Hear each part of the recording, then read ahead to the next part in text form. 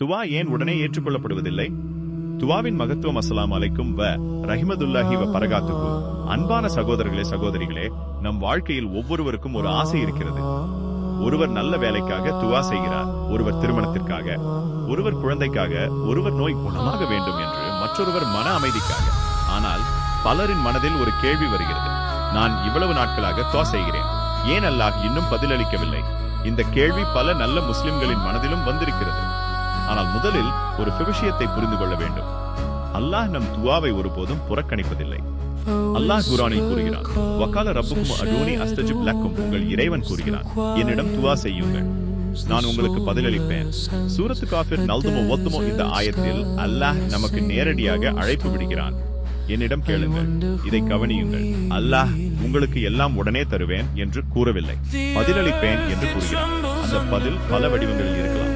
சில நேரங்களில் நாம் கேட்டதையே உடனே தருவான். சில நேரங்களில் சிறந்த நேரம் வரும் வரை தாமதப்படுத்துவான். சில நேரங்களில் நாம் கேட்டதை விட சிறந்ததை தருவான். சில நேரங்களில் ஒரு பெரிய தீங்கை காப்பாற்றுவான்.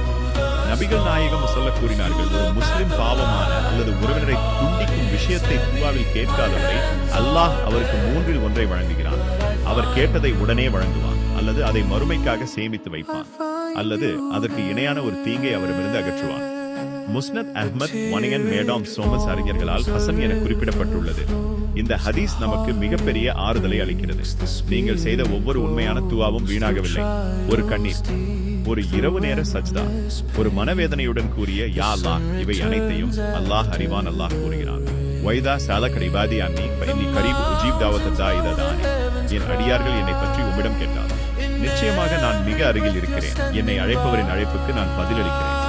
சூரத்துல் பகரா. டிவைட்டா. அன்பானவர்களே, துவா என்பது வெறும் வேண்டுதல் அல்ல, அது அல்லாஹ்வின் மீது முழுமையான நம்பிக்கை. அது ஒரு அடியான் தனது இறைவனிடம் பேசும் மிக அழகானது. எனவே துவாவை ஒருபோதும் விட்டுவிடாதீர்கள். நீங்கள் காத்திருக்கிறீர்கள் என்று நினைக்கலாம், ஆனால் உண்மையில் அல்லாஹ் உங்களுக்காக சிறந்ததை தயாரித்துக் கொண்டிருக்கலாம்.